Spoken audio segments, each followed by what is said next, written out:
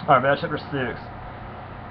The decree of Darius. Then Darius the king made a decree, and a search was made in Babylonia in the house of the archives where the documents restored, and in Ecbatana, the capital that was in the province of Media, which is Iran also. A scroll was found on which this was written, a record, in the first year of Cyrus the king. Cyrus the king issued a decree concerning the house of God in Jerusalem, that the house be rebuilt, the place where sacrifices were offered, and let its foundations be retained. Its height shall be 60 cubits, and its breadth 60 cubits, with 3 layers of great stones and 1 layer of timber. Let the cost be paid from the royal treasury, and also let the gold and silver vessels of the house of God, which Nebuchadnezzar took out of the temple that is in Jerusalem, and brought to Babylon, be restored and brought back to the temple that is in Jerusalem, each to its place. You shall put them in the house of God. Now therefore Tadaniah, governor of the province beyond the river, Shethar-Bonizah, and your associates, the governors who are in the province beyond the river, keep away. Let the work on this house of God alone. Let the governor, the Jews, and the elders of the Jews rebuild this house of God on its site. Moreover, I make a decree regarding what you shall do for these elders of the Jews for their building in the house of God. The cost is to be paid to these men full and without delay from the royal revenue. The tribute of the province from beyond the river, and whatever is needed, bulls, rams, or sheep, for burnt offerings to the God of heaven, wheat, salt, wine, or oil, as the priests in Jerusalem require. Let that be given to them day by day without fail, that they may offer pleasing sacrifices to God of heaven, and pray for the life of the king and his sons. Also, I make a decree that if anyone alters this edict, a beam shall be poured out of his house, and he shall be impaled on it, and his house shall be made a dunghill. Basically a pile of crap, pretty much. And the God who has caused his name to dwell there overthrow any king or people who shall put out a hand to alter this, or to destroy this house of God that is in Jerusalem. I, Darius, make a decree, let it be done with all diligence. So basically they found the decree of Cyrus, and Darius, and Cyrus' decree pretty much gave permission for the Jews to go back to Israel to rebuild the nation, to rebuild the temple. So then Darius makes his decree and gives permission to the Jews to rebuild the nation and to rebuild the temple. And Darius says if anyone tries to stop them, may they be killed on the spot, pretty much. The temple finished and dedicated. Then according to the work, then according to the word sent by Darius the king, Tadaniah the governor of the province beyond the river, Shethar-Bonizah, and their associates did with all diligence what Darius the king had ordered.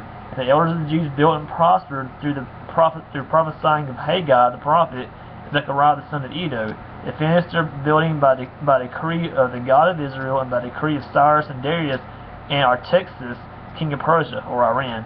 And this house was finished on the 3rd day of the month of Adar, in the 6th year of the reign of Darius the king.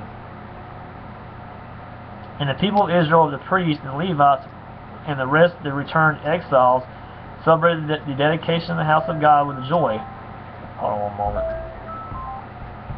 Someone's calling me on Skype. Let's see where I left off. Celebrated the dedication of the house of God with joy. They offered the dedication of this house of God 100 bulls, 200 rams, 400 lambs, and the sin offering for all Israel, 12 male goats. Of course, that was describing the 12 tribes of Israel, according to the number of the tribes of Israel. And they set the priests in their divisions, and Levites in their divisions, for the service of God in Jerusalem, as is written in the book of Moses. Passover celebrated. For the 14th day of the 1st month, the returned exiles kept the Passover, for the priests and the Levites had purified themselves together. All of them were clean. So they slaughtered the Passover lamb for all the returned exiles, for their fellow priests, and for themselves. It was eaten by the people of Israel who had returned from exile, and also by everyone who had joined them and separated himself from the uncleanness of the people of the land to worship the Lord, the God of Israel, Jesus Christ. And they kept the feast of unleavened bread, 7 days of joy, for the Lord had made them joyful, and had turned the heart of the king of Assyria to them, so that he aided them in the work of the house of God, the God of Israel. So Assyria ends up also helping Israel to rebuild the temple.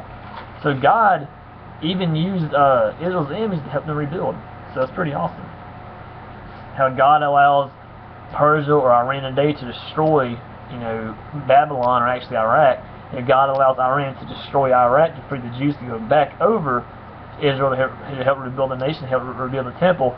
And he also allows Syria, northern Iraq, to also help Israel to rebuild. So God even uses Israel's enemies to help them rebuild the nation. It's pretty awesome how God sometimes will use our enemies to help us. So it's pretty cool how God works. Now this is the picture of the second temple that I'm about to show you. It was called Zerubbabel's temple. The rebuilding of Jerusalem's temple was done in stages from 536 to 516 BC. First altar was built so that sacrifices could also say this again. First altar was built so that sacrifices could again be made. The second phase was the laying of the foundation of the temple. This elicited mixed reactions from the people.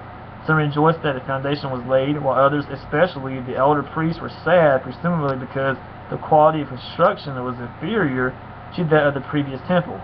Due to the opposition of the local population and the lack of motivation among the Jews, it took 20 years to complete the construction of the temple building. So it took them 20 years to build the second temple. The only information given in the biblical record about the architecture of the temple is the dimensions, which were 60 cubits, about 90 feet high. So this temple was 90 feet high. It's amazing. And it's also 90 feet wide as well. Huge temple. As there is no mention of the length of the building, these dimensions must refer to the facade of the temple, or the porch. So this is a very huge temple, 90 feet high, 95, width-wise, very huge. And the second temple was called Zerubbabel's temple, and this is a picture of it, right there. You can see that. That's what it looked like. So that's the second temple. Of course, later on, the second temple was destroyed in 70 AD by the Romans.